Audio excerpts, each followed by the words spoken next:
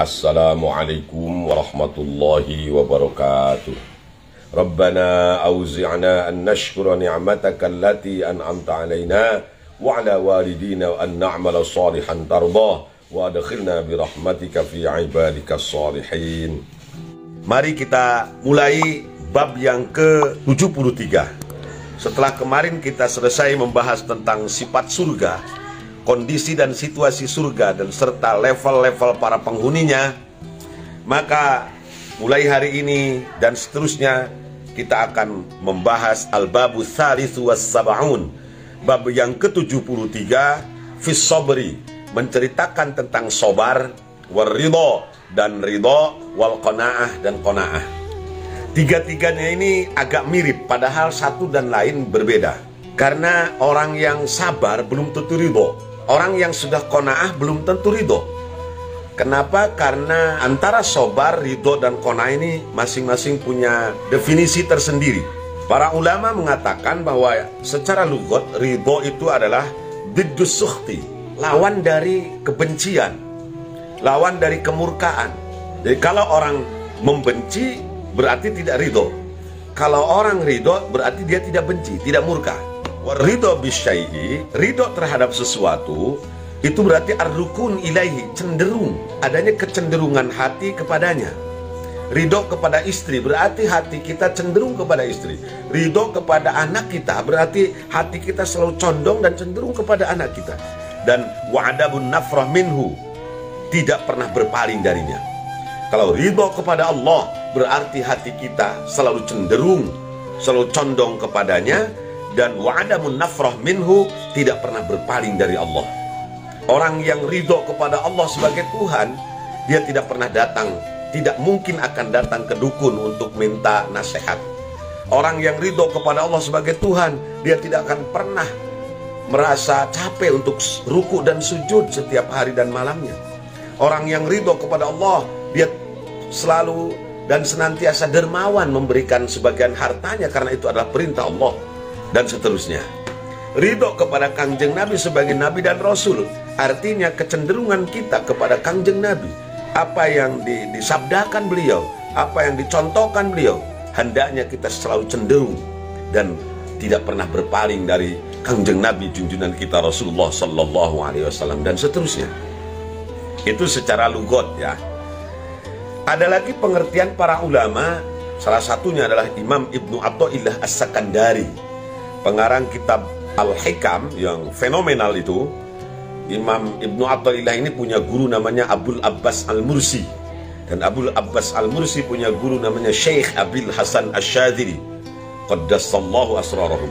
Menurut Ibnu Athaillah yang kitabnya dikaji hampir di semua pesantren di Indonesia, di Mesir dan beberapa negara Timur Tengah, serta beberapa belahan dunia Islam lainnya, khususnya dalam bidang tasawuf, Ibnu Athaillah ini berkata bahwa yang disebut dengan ridho adalah nadhrul qalbi ila qadim ikhtiyarillahi ta'ala, pandangan hati kepada terdahulunya ikhtiar Allah lil abdi bagi seseorang.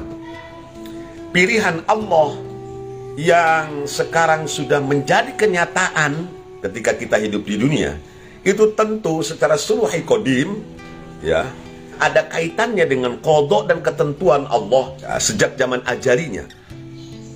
Maka ketika kita berhadapan menerima takdir Allah dengan tanjizi hadisnya yang sekarang kita rasakan, pahit maupun manis, susah maupun senang, hati kita selalu memandang inilah ikhtiar Allah kepada kita, pilihan Allah kepada kita. Wa huwa tarkus sukhti, dan dia tidak pernah membenci, tidak pernah murka, tidak pernah marah akan ketentuan yang Allah berikan. Itulah yang dimaksud dengan ridho menurut Imam Ibnu Athaillah As-Sakandari. Berbeda dengan sobar. Sobar menurut Ibnu Qayyim, yang pertama habsul lisan anis syakwa. Lisan kita, sobar ini berbeda dengan ridho. Sobar ini ya di bawah ridho sedikit lah, karena orang yang sabar belum tentu ridho. Orang yang sabar itu adalah habsul lisan anis syakwa. Dia tidak pernah curhat kepada siapapun kecuali hanya kepada Allah.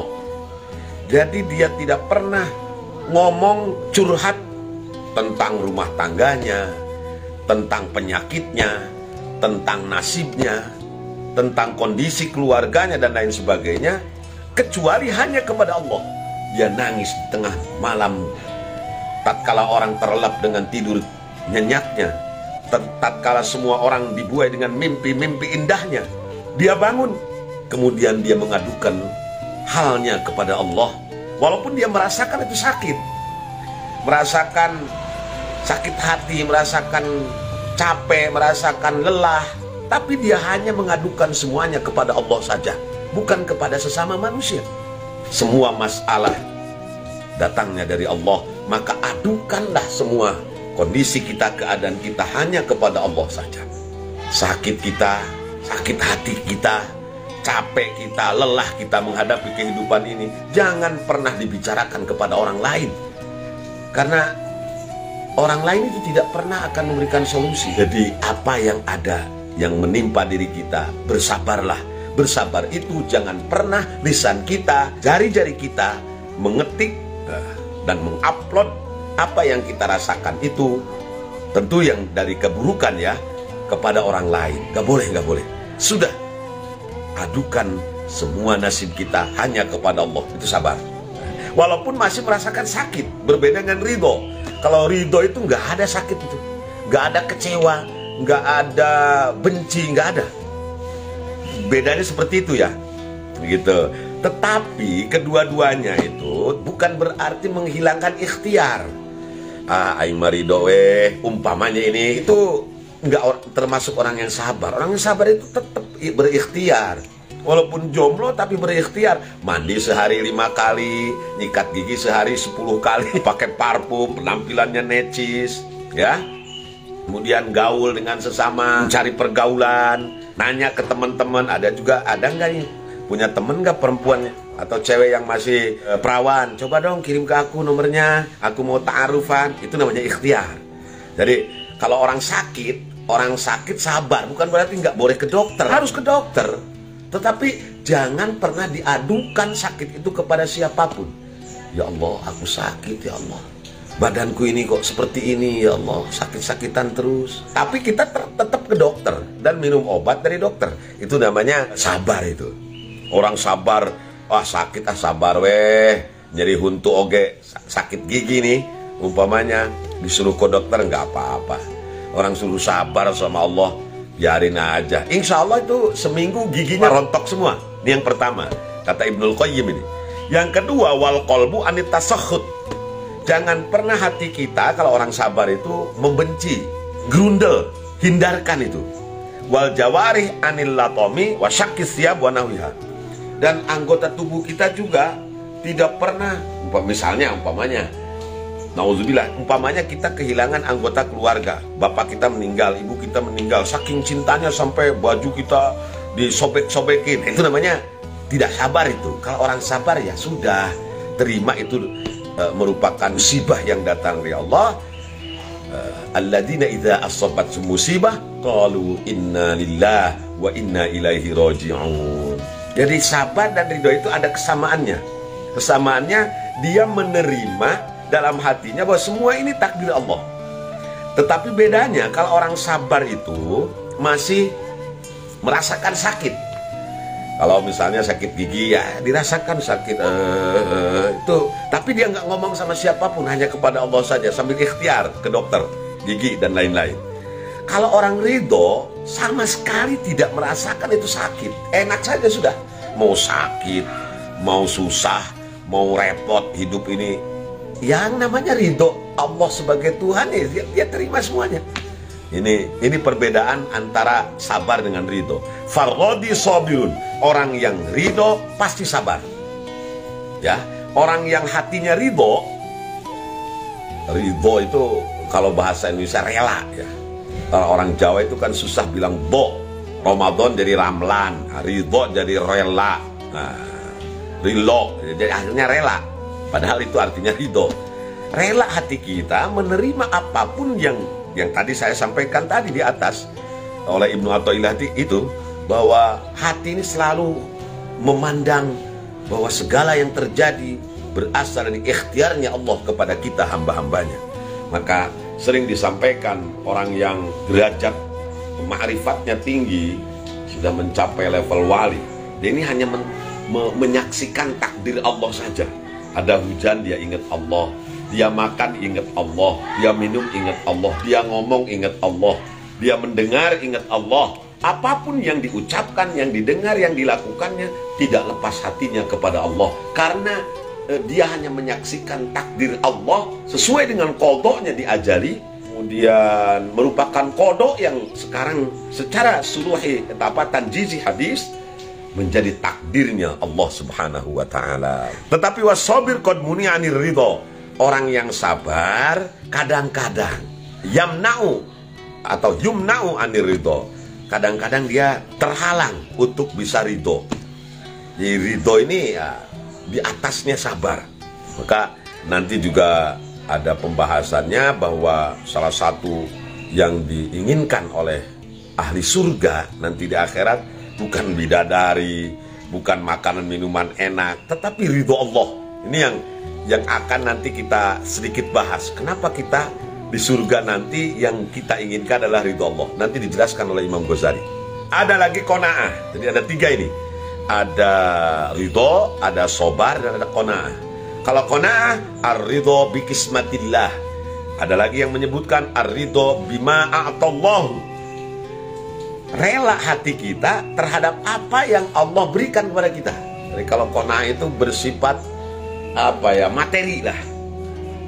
Diberikan jadi orang kaya, ya qanaah. Diberikan sehari oleh Allah itu rizki 100.000, terima. Diberikan 1 juta 1 hari, diterima. Diberikan 1 miliar 1 bulan, diterima. Jadi tetap ketiga-tiganya, baik ridho, sabar maupun qanaah, intinya adalah pandangan hati kita kepada yang diberikan, yang ditetapkan oleh Allah Subhanahu wa taala. Ada lagi yang menyebutkan ridho syakhsi bima a'tahullah wa adamul ihtimam bima indan nas. Orang qanaah itu adalah ridhonya seseorang terhadap sesuatu yang Allah berikan kepada kita, dan wa adamul ihtimam bima indan nas mimma yazidu minhu. Tidak pernah memperhatikan kehidupan orang lain, tidak pernah tahu urusan orang lain, tidak mau tahu urusan orang lain. Oh, tetangga kita pengen kebeli mobil atau enggak, kebeli motor atau enggak, tetangga kita dapat nikmat atau enggak, tidak pernah terpengaruh hatinya, jauh dari hasud.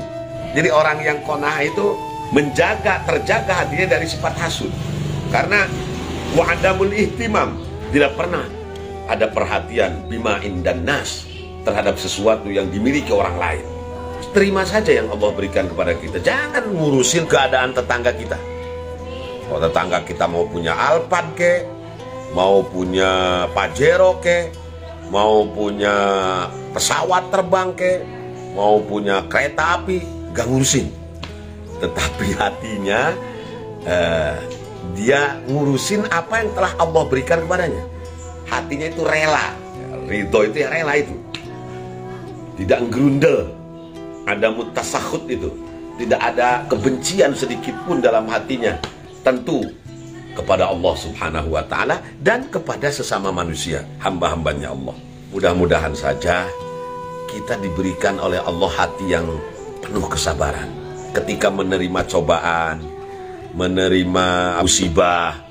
Karena para ulama membagi sabar ini kepada 3. As-sabru fit ta'ah, was-sabru indal ma'siyah, ay fi tarkil ma'siyah, was-sabru indal musibah. Sabar ketika kita melaksanakan taat, sabar ruku dan sujud, sabar puasa, sabar hati kita ketika mendermakan sebagian harta kita kepada sesama. Kemudian sabar meninggalkan maksiat, sabar untuk tidak berbohong, sabar untuk tidak korupsi, sabar untuk tidak nipu orang lain, sabar untuk tidak ghibah, sabar untuk tidak hasud. Yang terakhir, sabar indal musibah, sabar ketika mendapatkan cobaan, baik itu cobaan yang bersifat ujian maupun sabar yang cobaan berupa peringatan. Tentu ujian bagi orang yang beriman, yang soleh, yang tidak pernah maksiat, Allah berikan ujian agar menaikkan levelnya di hadapan Allah. Sementara bagi kita orang-orang awam, mungkin musibah itu adalah peringatan bagi kita supaya kita sadar ar-ruju' ilallah, kembali kepada Allah Subhanahu wa taala. Sabar. Yang kedua qanaah. Kalau qanaah ini setelah Allah berikan segalanya kepada kita dan sekarang kenyataan kita seperti ini, ya kita qanaah. Rela hati kita ini rela terhadap yang Allah berikan kepada kita. Tidak ngurusin, ya Allah kok saya kok tahajud tiap malam, duha tiap pagi, apalagi sholat fardu gak pernah saya tinggalin. Kadang-kadang saya tambah rawatib, saya berdoa tiap hari tiap malam, tapi kok nasib saya begini-begini aja ya. Rezekinya kok seret terus, sementara tetangga saya nggak sholat, sholatnya belang bentong, nggak pernah duha, nggak pernah tahajud, tapi kok hidupnya makmur banget. Belum qanaah itu namanya, belum qanaah. Kalau orang qanaah itu ya ar-ridho bima a'tahullah, ya, rela hatinya terhadap apa yang Allah berikan kepada kita dan kepada orang lain yang ada di sekitar kita, kepada tetangga kita, kepada saudara kita, kepada teman kita. Yang terakhir ridho di atasnya ini. Jadi kalau sabar ini cenderung kepada sesuatu yang menyakitkan tetapi kita terima dengan lapang dada, itu sabar namanya. Kalau qanaah itu cenderung objeknya berupa materi yang Allah berikan kepada kita. Tetapi kalau ridho itu bukan hanya sama materi, bukan hanya sama sesuatu yang menyakitkan. Apapun yang diberikan Allah, dia terima. Dia rela, baik materi maupun kesukaran hidup, kesusahan hidup, maupun rasa sakit di fisik kita, di badan kita. Gak pernah dia pikirin bahwa ini kerjaan orang umpamanya, atau kerjaan orang yang jahat sama kita. Enggak. Pokoknya dia terima semuanya. Dia terima apapun keputusan Allah. Yang dia rasakan sekarang adalah merupakan tanjiji hadis, pembuktian. Tanjiji hadis itu pembuktian dari qadha Allah secara suruhi kodimnya. Itu ketentuan yang Allah berikan kepada kita apapun. Dan ridho itu bukan hanya yang Allah berikan kepada objek yang Allah berikan, tetapi kepada Allahnya. Kepada perintah Allahnya kita ridho, kepada Quran kita ridho sebagai imam kita, kepada Kangjeng Nabi kita ridho sebagai Nabi dan Rasul Allah. Ya, kepada Allah kita ridho.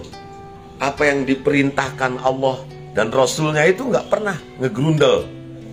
Aing mages Jumaahan dewa karena ke kamari Jumatan, sekarang udah Jumat lagi lah, baru saja adzan zuhur, sekarang udah asar lagi nih.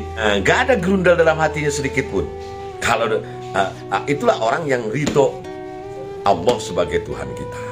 Amma fadlur ridho minal ayat, adapun keutamaan ridho dari ayat-ayat yang Allah firmankan, faqaulu ta'ala, salah satunya firman Allah Ta'ala, radhiyallahu anhum wa radu'an. Allah ridho anhum, dari mereka, atas mereka. Mereka itu ya orang-orang, ya para sahabat Nabi, para tabi'in, salafus sholihin, yang beriman kepada Allah, taat semua kepada semua perintah Allah, menjauhi semua yang Allah murkai. Wa radu anhu, dan mereka juga ridho terhadap Allah. Jadi kenapa Allah ridho kepada orang-orang yang soleh ini? Karena orang-orang yang soleh itu juga ridho kepada Allah sebagai Tuhan. Yaitu tadi, ridho sebagai Tuhan itu menjalankan hatinya tidak pernah merasa berpaling kepada siapapun kecuali hanya kepada Allah saja. Nah, itu namanya ridho terhadap Allah sebagai Tuhan kita. Orang yang ridho kepada Allah sebagai Tuhan tidak pernah datangi dukun. Orang yang ridho Allah sebagai Tuhan tidak pernah aral, putus asa ketika mendapatkan musibah. Orang yang ridho kepada Allah sebagai Tuhan, dia akan menjalankan semua perintah Allah dengan penuh sukacita. Karena keriduannya terhadap Allah, maka Allah pun ridho kepada mereka. Qala ta'ala, hal jazaul ihsani illal ihsanu. Bukankah tidak ada pembalasan yang lebih pantas terhadap ihsan, illal ihsan, kecuali ihsan lagi. Wa muntahal ihsan ridho Allah. Sedangkan puncak dari ihsan, Ihsan itu kebaikan yang Allah berikan kepada kita. Ridallah an abdihi, keriduan Allah kepada hamba-hambanya inilah puncak, muntahal ghayah. Jadi puncak yang paling yang kita tuju itu yaitu adanya keriduan Allah. Jadi balasan dari ihsan yang dilakukan oleh hamba-hambanya adalah ihsan dari Allah. Dan ihsan dari Allah, keriduan Allah kepada hamba-hambanya itu. Wa huwa thawabu ridhal abdi anillah, dan keriduan Allah kepada hamba-hambanya adalah merupakan pahala ridhal abdi, dari keriduan seseorang anillah, kepada Allah sebagai Tuhannya. Keriduan Allah itu sebagai ihsan yang paling tinggi. Jazaul ihsan yang paling tinggi ya ridho Allah. Sehingga para penduduk surga itu, dia tidak meminta nikah dengan bidadari, dia tidak pernah meminta makan makanan yang lezat, yang enak di surga. Tetapi yang mereka inginkan adalah ridhonya Allah. Karena ridhonya Allah adalah itu merupakan muntahal ghayah, puncak dari semua tujuan hidup manusia. Jadi apapun yang kita lakukan, ini belajar ini ya, belajar itu gini. Jadi ketika apa yang kita lakukan itu muntahal ghayahnya itu Allah. Ngapain itu buka kafe, dagang, promosinya sampai kemana-mana melalui Facebook, melalui spanduk dan lain-lain. Saya mah cari ridho Allah saja, dagang juga gitu. Ngapain itu Kang Uyan tiap hari ke kantor NU ngurusin NU? Saya mah mau cari ridho Allah. Jadi usahakan puncak tujuan kita, saya mah cari ridho Allah saja, cari rezeki untuk anak istri kita, dan saya mau ridho Allah. Jadi tujuannya itu bukan yang lain, tapi hanya ridho Allah saja. Ya, kalau sudah dapat ridho Allah, surga itu kecil banget dibandingkan dengan ridhonya Allah Subhanahu wa ta'ala. Ya Allah, jadi apa yang kita lakukan itu tujuannya ridho Allah, ridho Allah, ridho Allah. Jangan ridhonya orang. Kalau ridho orang, pujian orang, terhindar dari cacian orang, itu kecil banget itu. Namanya juga manusia, ada batasnya. Mencaci, memuji, itu kan terbatas banget manusia. Tapi kalau sudah Allah ridho, seluruh manusia umpamanya membenci. Tetapi kalau Allah ridho, maka bagaikan membalikan telapak tangan, dengan seketika orang-orang juga akan senang. Jadi ridho Allah ini merupakan muntahal ghayah, puncak dari tujuan hidup kita. Apapun saja, ngaji tiap pagi, ya mencari ridho Allah. Mendengarkan ngaji secara online, mencari ridho Allah. Silaturahmi dengan orang tua, mencari ridho Allah. Bangun tengah malam, mencari ridho Allah. Apapun yang kita lakukan itu belajar ya, niatkan dalam hati kita, tujuannya hanya ridho Allah Subhanahu wa ta'ala. Waridwanun minallah akbaru, keridoan dari Allah itu akbaru, lebih besar, lebih dahsyat, lebih hebat daripada surganya Allah itu sendiri. Faqad rafa'a Allahu ar-ridho fauqa jannati adn. Allah telah meninggikan keridoannya di atas surga Eden, di atas surga yang diberikan kepada hamba-hambanya yang soleh. Jadi surga itu nggak ada artinya apa-apa jika dibandingkan dengan keriduan Allah. Jadi yang merupakan muntahal ghayah, puncak daripada tujuan hidup kita adalah ridho Allah. Karena dalam kondisi apapun, dalam situasi apapun, ketika Allah ridho, maka itu akan terasa menyenangkan di dalam hati, akan terasa indah, akan terasa tentram. Tetapi sehebat apapun nikmat yang kita terima di dunia ini saja, ya, kita punya rumah mewah, rumah megah, ada mobil mewah, istri cantik-cantik jelita, kemudian jabatan tinggi, dihormati orang. Tetapi kalau Allah tidak ridho, apalah semua itu. Rumah megah tidak akan menjadikan kita bahagia. Walaupun rumah bagaikan istana, belum tentu membuat kita, hidup kita, hati kita merasa bahagia. Walaupun mobil kita, kendaraan kita mewah, belum tentu di balik kemewahan itu ada kebahagiaan di dalam hati kita. jika Allah tidak ridho. Jadi keridhaan Allah dalam kondisi dan situasi apapun itu akan menyebabkan kita menjadi tenang, tentram, senang, bahagia. Apalagi keridhaan Allah itu terdapat di surganya Allah sendiri. Jadi surga yang dengan fasilitasnya ada makanan-makanan lezat, minuman-minuman segar, bidadari cantik, lah itu nggak seberapa jika dibandingkan dengan keridhaan Allah sendiri. Karena ridwanullah akbaru min dzalika, keridhaan Allah lebih besar daripada surganya Allah sendiri. Kama rafa'a dzikrahu fawqa sholati.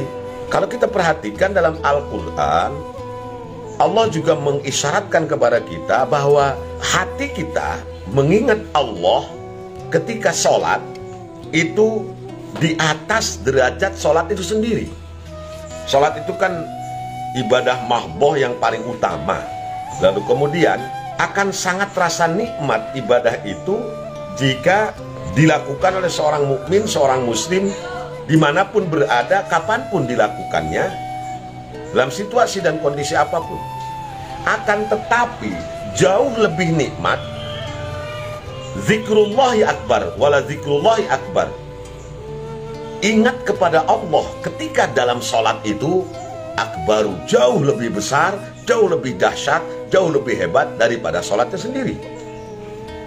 Allah berfirman dalam Al-Quran, inna sholata tanha anil fahsya'i wal munkar.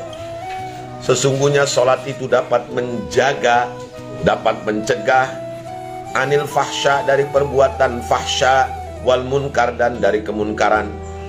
Orang yang sholat tidak mungkin melakukan dosa besar. Orang yang sholat tidak mungkin berzina. Orang yang sholat tidak mungkin judi. Orang yang sholat tidak mungkin korupsi. Orang yang sholat tidak mungkin mencuri. Lalu yang jadi pertanyaan, kenapa ada orang yang suka sholat tapi masih senang mencuri? Orang yang suka sholat tapi korupsi. Orang yang suka sholat tapi berzina. Orang yang suka sholat tapi judi. Berarti ada something wrong, ada something error di dalam sholatnya. Fakama anna musyahadatal madkur fi sholah akbaru minas sholah faridwanu rabbil jannah a'la minal jannah. Ini menarik ini, bahwa musyahadatul madkur fi sholah, apa yang kita ucapkan, apa yang kita bacakan, apa yang kita lakukan ketika kita dalam sholat. Musyahadah artinya hadir dalam hati kita, menghadirkan Allah di dalam hati kita ketika sholat. Itu akbaru minas sholah, lebih besar, lebih dahsyat dari sholatnya sendiri. Jadi kalau sholat anak kecil juga bisa. Sholli fardhal maghrib salat rakaat, Allahu akbar, Allahu akbar kabira walhamdulillahi katsir, dan seterusnya sampai selesai. Membaca salam, tengok kanan dan kiri, selesai. Anak kecil juga bisa, siapapun juga bisa. Tetapi yang Allah nilai, yang jauh lebih dahsyat dari sholat itu sendiri adalah musyahadatul madkur fis sholat. Yang kita ingat itu, yang diingat itu ya Allah. Ketika kita sholat berhadapan dengan Allah, pencipta alam semesta, yang memberikan rizki kita siang dan malam, hati kita terus hadir kepadanya. Itu adalah akbaru minas sholat, lebih dahsyat, lebih besar daripada sholat itu sendiri. Maka jika ada orang yang rajin sholatnya tetapi masih rajin maksiat, istilah kata STMJ, sholat terus, maksiat jalan. Sholat getol tapi masih resep nukerkeun sendal. Sholatnya rajin tapi masih seneng ngomongin orang. Sholatnya rajin tapi masih sempat korupsi. Lah, berarti sholatnya tidak musyahadah, tidak bisa menyaksikan Allah di dalam hatinya, tidak bisa menghadirkan Allah di dalam hatinya selama dia sholat.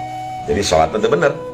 Maka oleh karena musyahadatul madkur itu menghadirkan Allah di dalam sholat itu akbaru minas sholah, faridwanu rabbil jannah a'la minal jannah. Demikian pula keriduan yang memiliki surga, Tuhannya surga, yaitu Allah, a'la, tentu lebih tinggi minal jannah daripada surga itu sendiri. Seperti gini ya ilustrasinya. Kalau suatu ketika dipanggil oleh Presiden Jokowi di istana, datang ke istana dijamu oleh Pak Presiden, makanan yang lezat, minuman yang segar, makanya juga minuman istana, makanan istana kan. Pasti serba lezat, serba nikmat, tidak ada yang ecek-ecek. Makanan juga makanan kelas VVIP semua. Nah, seneng kan kita? Oh, seneng banget. Tetapi jauh lebih senang itu kalau kita ketemu sama presidennya, kemudian ngobrol, ketawa-ketawa dengan presiden, itu jauh lebih nikmat, lebih terasa daripada, lebih berkesan daripada kita menikmati makanan istana itu sendiri. Ilustrasinya seperti itu. Demikian pula makanan, minuman, semua kenikmatan surga, bidadari-bidadari surga, tidak ada apa-apanya jika dibandingkan dengan keridhaan Allah Subhanahu wa ta'ala. Ya Allah, bala huwa ghayatu matlabi sukanil jannan. Tentu saja keridhaan Allah itu lebih besar daripada nikmat surga sendiri, karena ridho Allah adalah ghayatu matlabi sukanil jannan, yang merupakan puncak yang dituju oleh semua para penduduk surga. Jadi kalau dibacanya jannan itu jamak taksir daripada jannah.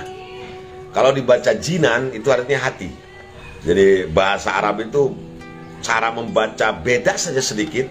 Jannan sama jinan sudah beda lain. Jadi keridhaan Allah itu lebih dahsyat daripada surganya sendiri. Kenikmatannya jauh di atas kenikmatan surga, karena memang keridhaan Allah ini merupakan ghayatu matlabi sukanil jannan, merupakan puncak dari tujuan para penduduk surga. Orang-orang soleh itu semua, orang yang berharap surganya Allah, orang yang melakukan semua amal kebaikan, sebetulnya yang diharapkan bukan surganya, tetapi ya keridhaannya Allah itu. Bahasa kasarnya, jika Allah ridho, kalaupun Allah memasukkan ke dalam neraka, nggak bakal apa-apa, tetap saja tenang, senang, dan menyenangkan. Ya, karena ada keridhaan Allah. Yang penting Allah ridho. Cuma tidak mungkin masa ada yang ridho tetapi menyengsarakan. Misalnya saya ridho kepada anak saya, masa anak saya nggak saya kasih makan, nggak saya kasih minum, nggak saya kasih jajan? Itu namanya ridho yang kurang ajar itu. Kalau saya ridho kepada anak saya, tentu apa yang dia inginkan saya kasih. Ya, sekolahnya saya jamin, bajunya saya ganti dengan baju-baju yang bagus, semua keperluan hidupnya saya siapkan.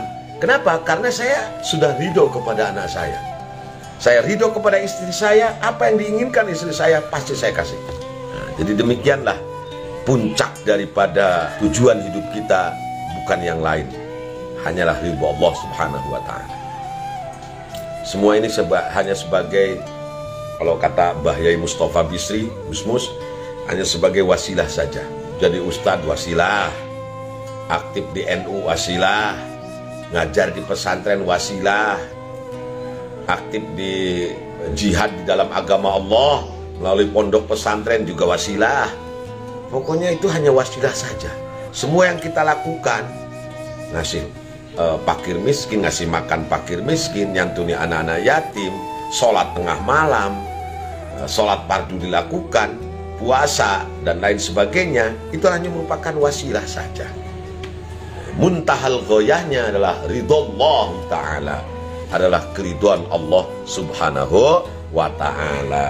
Ya, goyahnya itu ridho Allah. Tercatat dalam sebuah hadis, annallaha ta'ala yatajalla lil mu'minin. Allah Subhanahu wa ta'ala tajalli kepada orang-orang beriman nanti di surga. Fayaqulu, Allah berfirman, saluni, hai hamba-hambaku yang beriman, hamba-hambaku yang soleh, saluni, apa yang kalian inginkan sekarang, mintalah kepadaku. Fayaquluna, orang para penduduk surga, ya termasuk kita mudah-mudahan, nanti ngomong di hadapan Allah yang tajalli nanti di akhirat di surga, ridhoka ya Rabb, yang kami inginkan adalah keridhoanmu wahai Tuhan. Fasu'aluhumur ridho ba'dan nazri nihayatut tafdili. Permohonan para penduduk surga akan keridhaan Allah ba'dan nazri, setelah mereka melihat Allah, Wujuhu yawma idzin nadhirah ila rabbiha nadhirah. Jadi nanti kita akan melihat wajah Allah, zat Allah secara langsung. Walaupun kaifiyahnya hanya Allah saja yang tahu. Tata cara bagaimana kita melihat Allah, karena dirasakan bukan hanya oleh mata, tetapi seluruh anggota tubuh kita merasakan nikmatnya melihat Allah. Setelah itu Allah berfirman, bertanya kepada kita, ya, para penduduk surga, apa yang kalian inginkan sekarang?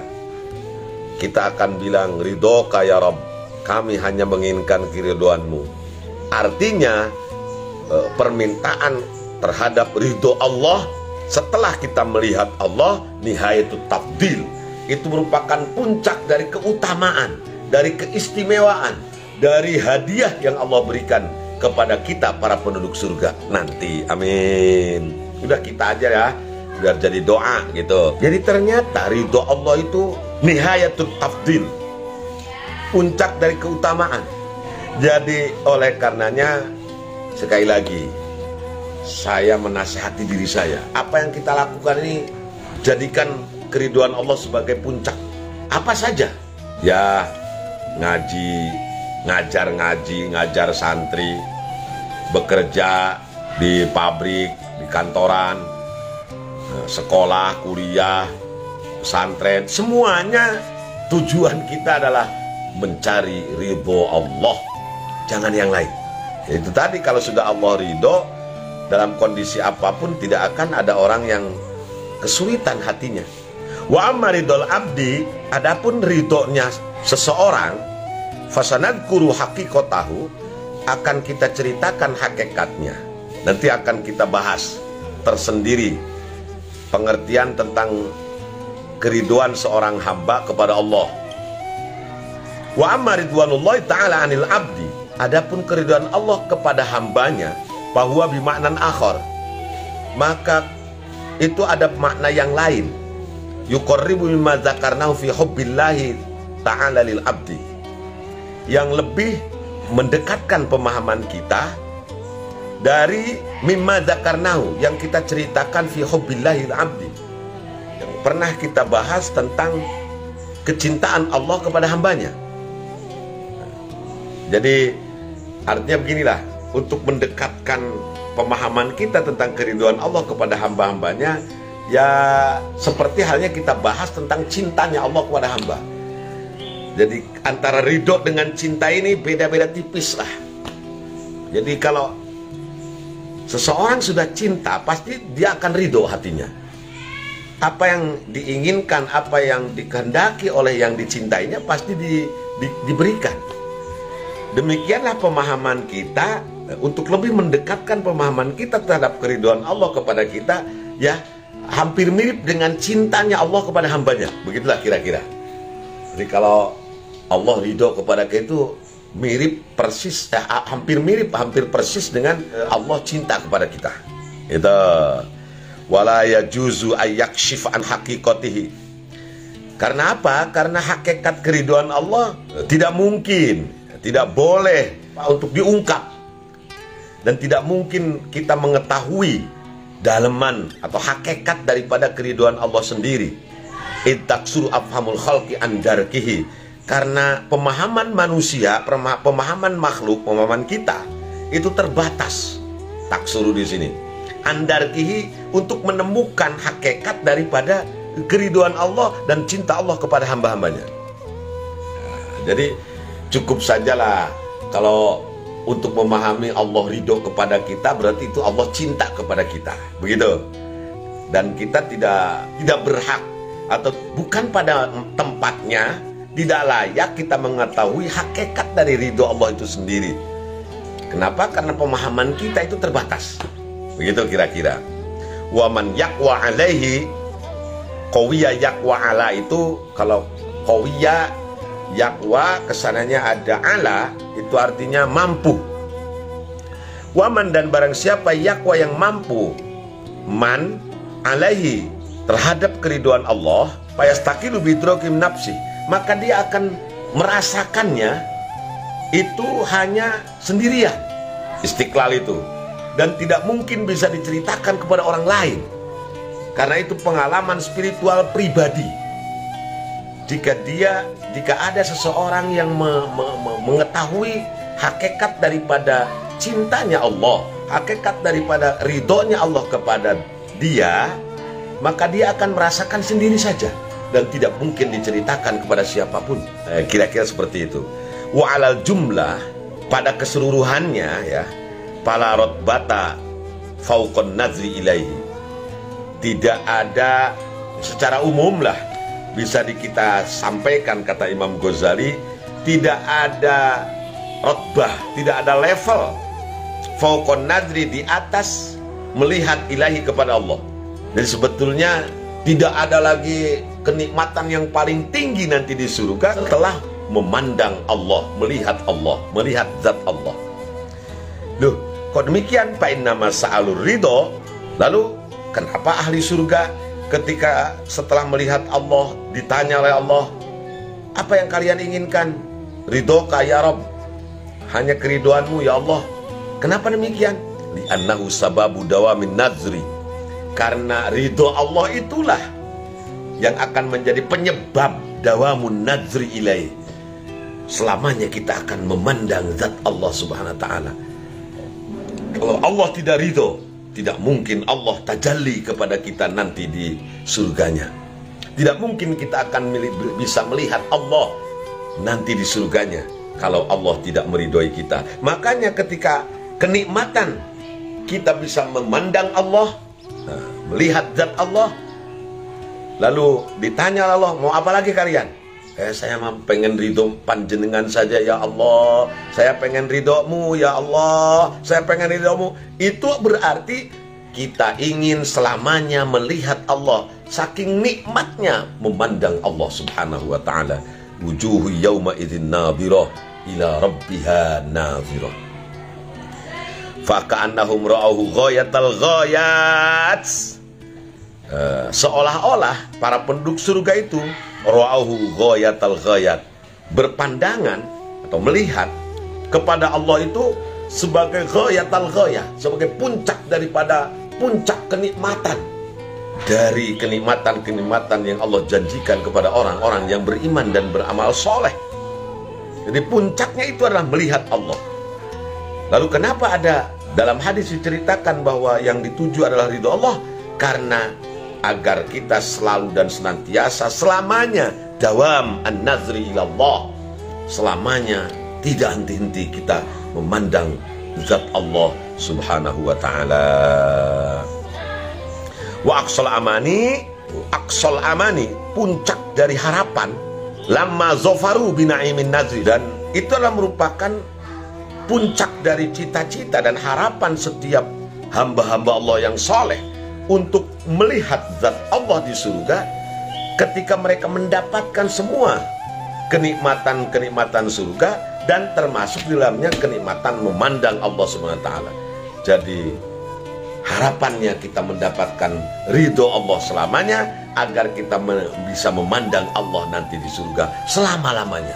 Demikianlah penjelasan dari Imam Ghazali. Falamma umiru bisu'al, maka tatkala penduduk surga perintahkan untuk mohon, untuk minta, lam yas'alu illa dawamah, maka para penduduk surga tidak ada yang diminta oleh mereka kecuali dawamahu, hanya dawam saja, artinya kecuali ingin selamanya menikmati memandang Allah subhanahu wa ta'ala.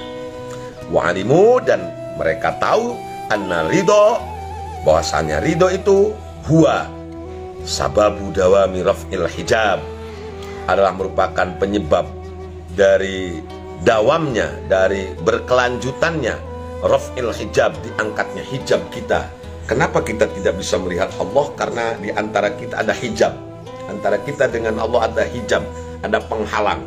Dan nanti di surga hijab itu akan dibukakan oleh Allah, sehingga kita bisa memandang Allah secara langsung, yang akan dirasakan oleh sekujur tubuh kita, bukan hanya mata, telinga, bibir, tapi sekujur tubuh, termasuk rambut-rambut kita akan merasakan nikmatnya melihat Allah subhanahu wa ta'ala. Dan itu akan terus berlangsung kalau Allah meridhoi kita. Maka kita memohon, ya Allah, Yang kami inginkan hanya ridho-Mu ya Allah.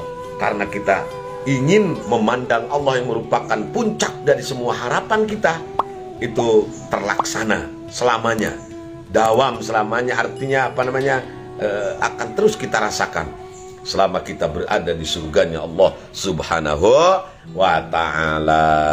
Ya Allah, bagi para sufi, Allah itu bisa dilihat. Di dunia ini Allah bisa dilihat. Dulu waktu saya mondok, ada pertanyaan yang disampaikan oleh teman saya kepada salah seorang guru saya. Apakah Allah bisa dilihat di dunia? Jawaban guru saya, bisa. Buktinya ada orang yang bisa melihat Allah di dunia. Siapa? Ya junjungan kita Rasulullah Sallallahu Alaihi Wasallam. Kemudian juga Nabi Musa alaihissalam, Nabi Ibrahim alaihissalam. Para nabi itu bisa melihat Allah. Bagaimana kaifiahnya? Wallahu alam, hanya Allah yang tahu. Dan para nabi, termasuk kangjeng Nabi kita Rasulullah SAW saja yang merasakan. Dan itu tidak mungkin diceritakan kepada orang-orang, kepada kita umatnya ya.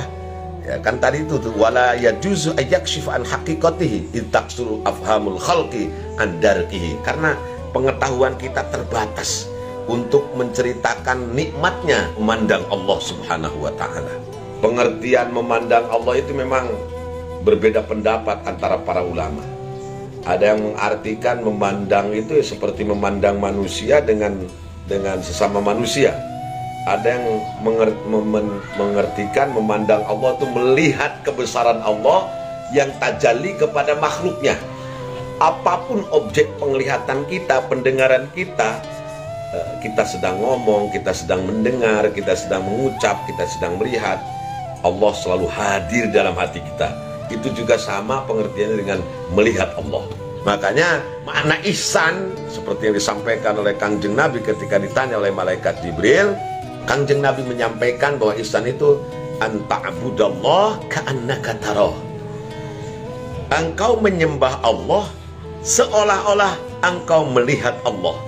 Nah, guru tauhid saya menjelaskan ka'annaka tarahu itu dari mulai takbiratul ihram, kemudian baca doa iftitah, baca Fatihah, hati kita hadir kepada Allah dan meyakini gerak bibir kita digerakkan oleh Allah.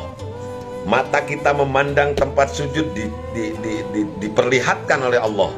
Mendengar burung bernyanyi, mendengar suara kodok, mendengar apa saja yang kita dengar, kita yakini itu didengarkan oleh Allah.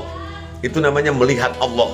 Fa illam takun tarahu fa innahu yaraka. Kalau kita tidak mampu untuk memiliki rasa itu, rasa melihat Allah, ya, mengucapkan, jadi kita ngomong perasaan, ya kita hanya sebagai objek saja. Kita melihat hanya sebagai objek saja, dilihatkan oleh Allah, diomongkan oleh Allah, didengarkan oleh Allah, semuanya oleh Allah. Kalau kita belum sanggup itu, maka tanamkan dalam hati kita Allah melihat kita, namanya muraqabah, merasa diri selalu dilihat, dipandang oleh Allah. Ya walaupun susah tapi ada jalannya. Orang-orang bisa kok, yang mereka para aulia illah, orang-orang yang menjadi kekasih-kekasihnya Allah, bolok-bolonya Allah, kalau kata Mbah Mustafa Bisri. Nah, orang bisa jadi bolonya Allah, kenapa kita tidak? Bisa kok, karena ada jalannya, namanya torekat. Nah, asal ada mursyidnya. Ya, tapi mursyidnya mursyid yang benar. Wa qala Allah Ta'ala, dan berfirman Allah Subhanahu wa Ta'ala, a'udzubillahi minasyaitonir rajim. Lahum ma yasha'una fiha waladaina mazid. Surat apa? Ayat berapa? Cari sendiri. Lahum, bagi para penduduk surga, ma, sesuatu, segala sesuatu, yasha'una, yang mereka kehendaki, fiha, di dalam surga itu. Di surga hayang naon wae disiapkan ku Allah. Pengen apa saja disiapkan oleh Allah. Jangan berpikir kenikmatan dunia ini sudah merupakan puncak dari kenikmatan-kenikmatan yang akan Allah berikan kepada kita. Gak ada apa-apanya jika dibandingkan dengan kenikmatan surga. Jadi kita ini nanti di surga adalah orang-orang yang sibuk menikmati semua apa yang Allah siapkan untuk kita. Waladaina mazid, bahkan Allah memberikan bonus tambahan bagi kita para penduduk surga. Qala ba'dul mufassirin, sebagian ahli tafsir berkata tentang ayat ini, waladaina mazid, yakti ahlul jannati fi waqtil mazid talasutu hafid. Bagi penduduk surga, para penghuni surga, pada waktu ada 3 bonus yang Allah berikan kepada para penduduk surga dan di surga. Min indi rabbil alamin, yang tentu ini semuanya datang dari Tuhan penguasa alam semesta. Ihdaha, yang pertama dari 3 bonus ini, 3 hadiah ini, hadiyatun min indillahi ta'ala. Surga itu adalah merupakan hadiah, pemberian dari Allah, gratis, yang diberikan kepada hamba-hambanya yang beriman, hamba-hambanya yang soleh, yang mau ruku dan sujud, mau berpuasa, mau sodakoh jariah, mau mengeluarkan zakat, mau berbagi dengan sesama. Nanti di akhirat Allah siapkan hadiah besar bagi mereka yang sekarang hidupnya beriman dan bertakwa, beramal soleh ketika di dunia. Laisa indahum fil jannah misliha, tidak ada bagi mereka fil jannani, di dalam surga-surga itu, misliha, yang sepertinya. Fadzalika qaulu ta'ala, yang demikian adalah firman Allah Ta'ala, fala ta'lamu nafsum ma ukhfiya lahum min qurrati a'yun. Surat As-Sajdah ayat 17. Fala ta'lamu, tidak akan tahu siapa nafsun seorang pun, ma akan kenikmatan, ukhfiya, yang disembunyikan, ma ini lahum bagi mereka para penduduk surga, min qurrati a'yun, dari semua yang menyenangkan hati. Jadi ada bonus tersendiri, ada hadiah tersendiri yang diberikan oleh Allah, kenikmatan-kenikmatan yang disembunyikan, yang tentu kenikmatan ini sangat menyenangkan hati, yang tidak pernah dilihatnya ketika dirasakannya ketika hidup di dunia dulu. Nah, ini makna dari fala ta'lamu nafsum ma ukhfiya lahum min qurrati a'yun. Wasaniyatu, sedangkan yang kedua, bonus yang akan diterima oleh para penduduk surga adalah assalamu alaihim min rabbihim. Keselamatan, ucapan selamat alaihim kepada penduduk surga, min rabbihim, dari Tuhan mereka. Jadi kita ini, ya mudah-mudahan kita semua jadi penduduk surga, amin, itu akan mendapatkan ucapan selamat. Kita kan kalau ulang tahun ada yang ngucapin selamat, seneng tuh kan? Ya, apalagi yang mengucapkan selamat itu, Masya Allah, Rabbul Izzah, Rabbul Alamin, penguasa alam semesta, Raja di Raja, Allah Subhanahu wa Ta'ala mengucapkan selamat kepada kita. Para malaikat, dayang-dayang, bidadari, malaikat Ridwan yang ada di surganya Allah, semua mengucapkan selamat kepada kita. Fayazidu dzalika 'alal hadiyah fadlan. Ucapan selamat itu menambah keutamaan, menambah hadiah sebagai fadlan, sebagai bonus dari Allah Subhanahu wa Ta'ala. Allah berfirman, salamun qawlam mir rabbir rahim, salamun qawlam mir rabbir rahim, salamun qawlam mir rabbir rahim. Jelas surat Yasin ayatnya 58. Keselamatan, selamat, congratulations. Nanti kita akan mendapatkan ucapan selamat itu dari Allah. Qawlam mir rabbir rahim, diucapkan dari Tuhan yang Maha Pengasih, Maha Penyayang. Kita mendapatkan ucapan selamat misalnya dari seorang yang kita hormati, dari guru kita, atau mungkin dari penguasa lah, dari presiden. Tiba-tiba presiden ngirim rangkaian bunga itu, seneng kan? Seneng banget. Yang ngucapin selamatnya presiden loh. Di bawahnya ada Presiden Republik Indonesia. Oh, seneng banget itu. Jangankan sama presiden, diucapkan selamat sama guru kita saja, misalnya Gus Ulil. mengucapkan selamat kepada kita, senang sekali tuh. Apalagi yang mengucapkan selamat itu adalah Rabbul Rahim, Rabbul Karim, Rabbul Izzah, Rabbul Alamin. Masya Allah, Allah Subhanahu wa Ta'ala luar biasa. Kebahagiaan yang akan dirasakan oleh para penduduk surga, mudah-mudahan kita termasuk di dalamnya. Amin ya Rabbal Alamin. Bonus yang ketiga, wasali satu, menurut Ba'dul Mufassir ini yang ditulis oleh Imam Ghazali. Yang ketiga, yaqulullahu ta'ala, berfirman Allah Subhanahu wa ta'ala, waridwanum minallahi akbar. Nah, jadi bonus yang pertama, semua kenikmatan yang tidak pernah dirasakan di dunia nanti akan diberikan, dan ukhfiya itu disembunyikan, dirahasiakan, nanti akan dirasakan nanti di surganya Allah. Yang kedua, bonusnya mendapatkan congratulation, ucapan selamat dari Allah. Dan yang terakhir, yang ketiga, bonus yang paling tinggi, waridwanum minallahi akbar, keriduan dari Allah akbaru, lebih besar, lebih dahsyat, lebih hebat, lebih nikmat, lebih enjoy, lebih asik daripada ucapan selamat, daripada bidadari, daripada nikmatnya makanan dan minuman surga. Ridwanum minallahi akbar. Semua itu jika dibandingkan dengan keriduan Allah tidak ada apa-apanya, karena keriduan Allah di atas segalanya. Ay minan na'imil ladzi hum fih. Akbaru itu lebih besar dari apa?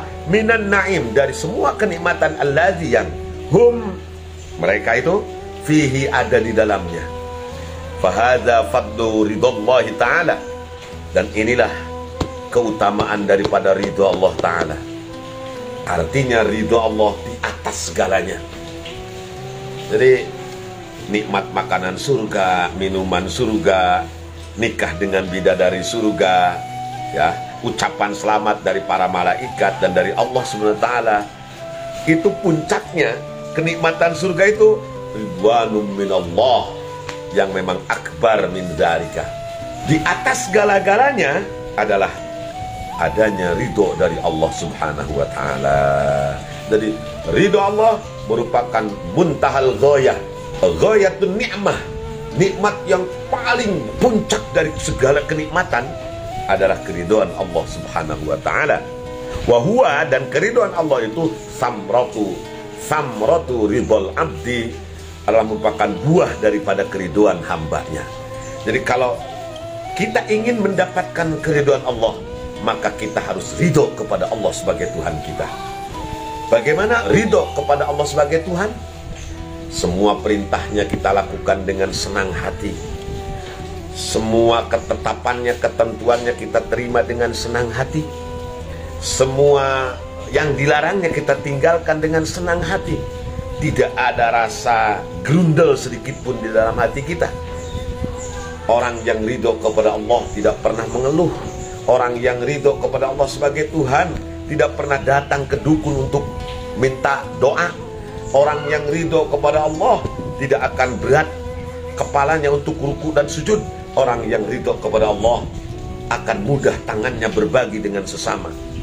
Raditu billahi rabba wa bil islami dina wa bi muhammadin nabiyya wa rasula, sesuai dengan pengakuannya pada setiap saat. Jadi ketika kita ridho kepada Allah sebagai Tuhan kita, Nabi Muhammad sebagai Nabi dan Rasul kita, Al-Quran sebagai imam kita, maka Allah dengan sendirinya pasti akan meridhoi kita semua. Wa amma fadluhu minal akhbar, adapun keutamaan ridho minal akhbari dari khabar. Khabar itu sabdanya Rasulullah sallallahu alaihi wasallam. Faqad ruya, maka telah diriwayatkan apa anna nabiyya sallallahu alaihi wasallam, bahwasanya kanjeng Nabi sallallahu alaihi wasallam junjungan kita, sa'ala, beliau bertanya ta'ifatan kepada sekelompok min ashabihi, dari para sahabatnya, ma antum, atau man antum, siapa kalian? Faqalu, mereka menjawab, kelompok dari sahabat ini menjawab, mukminun, kami ini orang-orang beriman ya Rasul. Faqala, lalu kanjeng Nabi bertanya lagi, wa ma alamatu imanikum, apa tanda iman kalian? Kok ngaku-ngaku iman Apa tandanya? Mana buktinya? Faqalu, mereka menjawab, nasbiru 'alal bala'i wa nashkuru 'indar rakha'i wa narda bimawaqi'il qada'i. Ada 3 tanda orang beriman. Kenapa kami ngaku beriman? Para sahabat, karena kami memiliki 3 hal. Pertama, nasbiru 'alal bala. Kami selalu bersabar. Dari bahasanya itu dengan fi'il mudhari, dilalatan 'alal istimrar. Jadi continue, bukan sekarang sabar, besok aral, enggak. Tapi nasbiru 'alal bala. Setiap datang bala kami bersabar. Jadi dilalatan 'alal istimrar, fi'il mudhari itu menunjukkan kontinuitas, keberlangsungan. Jadi bukan sekarang sabar, besok aral, enggak. Tapi nasbiru 'alal bala, selamanya kami bersabar ketika mendapatkan bala-bala, mendapatkan cobaan, mendapatkan ujian. Ya, musibah itu kalau menimpa orang yang beriman, orang yang soleh, itu ujian. Kalau kepada orang yang berdosa, orang mukmin yang berdosa, itu mungkin peringatan supaya kita sadar. Kepada orang yang ingkar kepada Allah, baru azab. Jadi orang beriman itu nggak bakalan mendapatkan azab, ya. Itu jaminan dari Kanjeng Nabi, berdoa kepada Allah sebelum beliau dipanggil oleh Allah agar umatnya tidak diberikan azab. Jadi tidak ada umatnya Kanjeng Nabi yang kena azab, nggak ada. Ya, ada juga peringatan, teguran. Ya, kalau misalnya kita punya siswa di sekolah, ada anak yang bandel, kita tegur, kita peringatkan, kita berikan sanksi. Tetapi kalau ada ada siswa kita yang rajin banget, nah kita berikan ujian supaya naik kelasnya itu naik, karena kasih sayang kita kepada anak tersebut. Nah, tetapi kalau kepada anak yang membangkang, ya baru itu namanya sanksi yang berat, ya, atau siksaan dari seorang guru kepada muridnya. Jadi harus tepat bahasanya. Orang tukang doraka ngadelu kue nyebut, aduh aing keur diuji ku Allah. Kita ini awam, ya, banyak dosa, jangan bilang ujian, ini peringatan dari Allah. Atau jangan menuding orang lain, wah orang tersebut diazab oleh Allah ini azab dari Allah ini. Belum tentu mereka lebih buruk daripada kita, ya. Bahkan mungkin kita jauh lebih buruk di hadapan Allah karena punya prasangka yang buruk kepada orang lain. Jadi kepada orang yang beriman itu ujian, kepada orang yang maksiat itu peringatan, dan kepada orang yang inkar itu adalah baru siksaan. Wa nashkuru 'indar rakha. Kami selalu bersyukur ketika mendapatkan keluasan hidup. Ar-rakha itu keluasan hidup, baik berupa materi, jabatan, penghormatan dari orang, itu rakha itu. Orang duit sih nggak punya, tapi semua orang menghormati kita. Itu juga rakha itu, keluasan hidup, kesenangan hidup. Selalu bersyukur, ini juga fi'il mudhari. Senantiasa bersyukur ketika mendapatkan kenikmatan, baik berupa materi, penghormatan dari orang, jabatan, dan lain sebagainya, kesehatan, anak-anak yang baik, rumah tangga yang sakinah, itu kan rakha.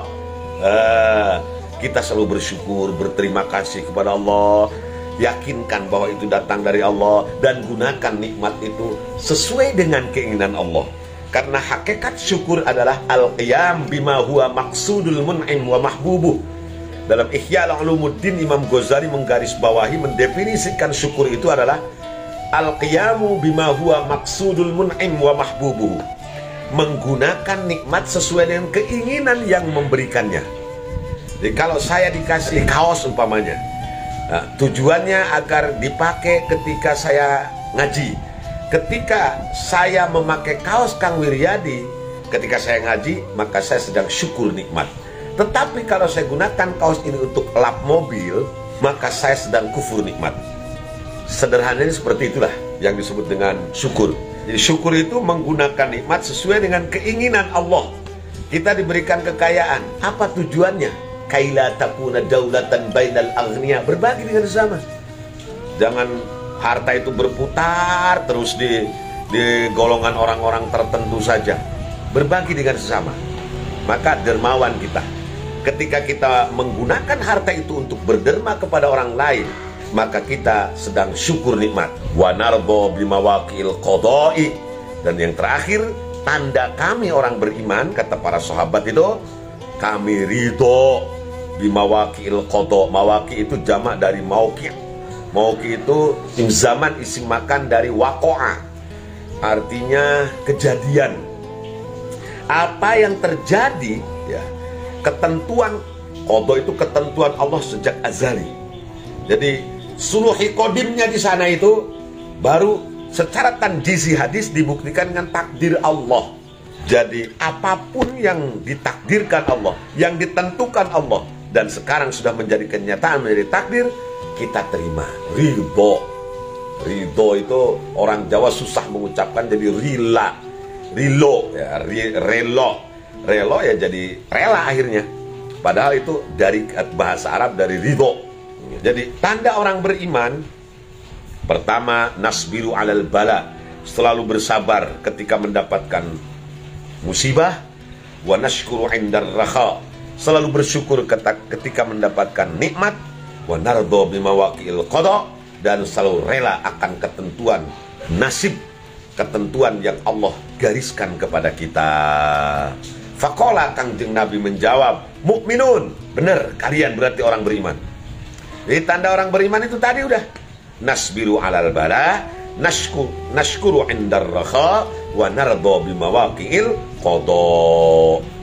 Wa rabbil Ka'bah, demi Allah, Tuhannya Ka'bah, kata Kangjeng Nabi, antum mukminun, kalian sudah jadi orang yang beriman.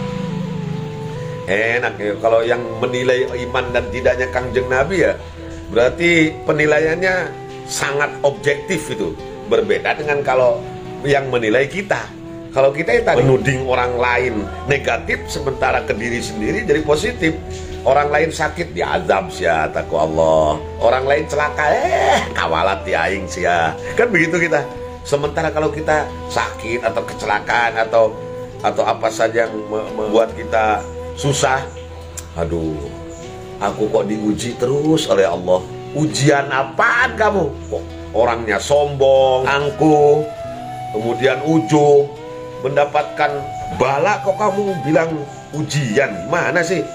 Balai kok dibilang ujian sama kamu yang sholat saja bilang bentong? Gak bisa begitu. Itu namanya teguran bagi kita, ya. Bukan ujian kalau kita mah orang awam. Masya Allah. Jadi dari hadis ini bahwa tanda orang yang beriman itu 3. Bersabar ketika mendapatkan cobaan, bersyukur ketika menerima kenikmatan, dan selalu ridho, rela hatinya terhadap qada dan ketentuan Allah Ta'ala, ya. Tetapi sekali lagi, ridho terhadap ketentuan Allah bukan menghilangkan ikhtiar kita. Kita bisa menjadi pengikut Jabariyah nanti. Ikhtiar harus tetap dilakukan, tetapi hasil dan tidaknya bukan urusan kita. Itulah Ahlus Sunnah wal Jamaah. Masya Allah, tetap harus usaha. Pengen punya duit ya ikhtiarlah dengan berbagai cara. Hayang moga duit nyekel tasbih, unggal puting saputing beak 7 tasbih kuat para regat. Sementara besok pagi orang-orang ikhtiar cari duit, dia malah tidur. Dibangunin sama istrinya, Kang, usaha tuh, tidur mulu tiap hari kok. PHBI, Persatuan Hudang Berang Indonesia. Bagaimana jawabannya? Nanti sebentar juga cair, neng, cair. Akang mah apaan yang cair? Es, cair hujan lu cair. Kalau begitu Kangjeng Nabi akan menjadi orang yang paling kaya dong, karena beliau orang yang paling dekat dengan Allah. Tapi nggak seperti itu tuh. Kangjeng Nabi tetap ikhtiar, Kangjeng Nabi tetap usaha. Kalau sakit beliau berobat. Kemudian kalau beliau ada sesuatu yang diinginkan, tetap ikhtiar, usaha. Nah, oleh karenanya, maka sebagai penganut paham Ahlus Sunnah wal Jamaah, menerima qada dan qadar Allah bukan berarti kita menghilangkan ikhtiar. Yang benar datang dari Allah, yang salah datang dari kebodohan saya. Semoga Allah mengampuni dosa kita semua. Khidmah sofa wa da'ma kadar. Wallahul muwaffiq ila aqwamit thariq. Assalamualaikum warahmatullahi wabarakatuh.